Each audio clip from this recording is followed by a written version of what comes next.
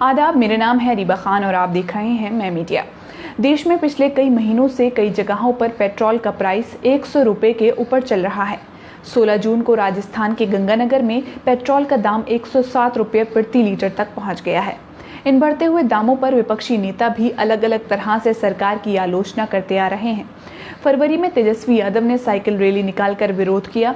मार्च में असदुद्दीन ओवैसी ने कहा कि मोदी जी गरीब तबके से आए हैं, लेकिन वो खुद गरीबों को भूल गए। जबकि कांग्रेस नेता राहुल गांधी केंद्र सरकार पर लगातार पेट्रोल के दामों को लेकर हमलावर हैं।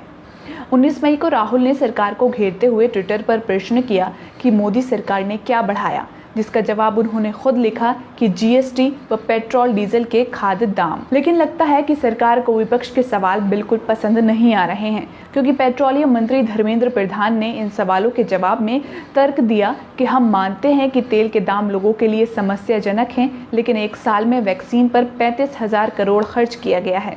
ऐसे में हम रुपये बचा रहे हैं जिससे लोक कल्याण के कामों में खर्च किया जा सके।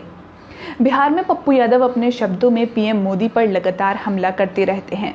पेट्रोलियम के दामों पर उन्होंने चुटकी लेते हुए पहले तो लिखा कि जैसे जैसे डीजल पेट्रोल का भाव बढ़ रहा है, वैसे वैसे पीएम मोदी जी का भाव घट रहा है। इसके बाद दूसरे ट्वीट में उन्होंने बोला कि अडानी की औकात बढ़ाने में तेल औकात से बाहर हो गया, अब पकौड़ा भी तलें तो कैसे। देश में लगातार तेल के बढ़ते दामों पर केंद्रीय पेट्रोलियम मंत्री धर्मेंद्र प्रधान ने सरकार की ओर से 16 जून को सामने आकर बोला और तर्क दिया कि ये ठीक है कि तेल के दाम बढ़े हैं, लेकिन इससे हम लोक कल्याण के रुपये बचा रहे हैं। लेकिन राहुल गांधी बताएं कि कांग्रेस शासित प्रदेश पंजाब, राजस्थान और महाराष्ट्र में दाम क्यों ज़्यादा हैं। हालांकि देश भर के सभी राज्यों में लोग परेशान हैं, फिर चाहे वहां कांग्रेस की सरकार हो या ना हो। ऐसे में धर्मेंद्र प्रधान के तर्क में कोई दम नजर नहीं आता है। इसको ऐसे समझिए, अगर उदाहरण के लिए हम मध्य प्रदेश, जहां बीजेपी की सरकार है, इसको देखें तो भोपाल, इंदौर, जबलपुर, उज्जैन समेत कई सारे जिलों में 16 जून को पेट्रोल 105 रुपये के ऊपर बिका है।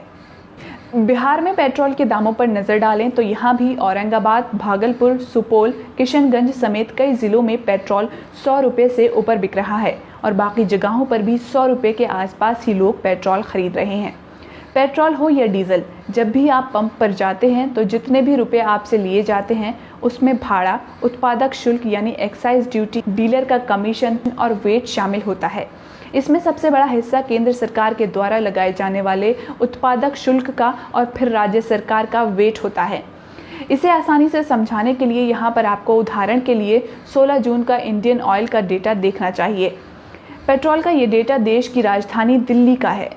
कंपनी का बेस प्राइस है 37.90 रुपया, भाड़ा 0.36 रुपया, उत्पादक शुल्क 32.90, डीलर का कमीशन 3.80, वेट 22.31 रुपया और पेट्रोल का कुल दाम होता है 96.66 रुपया।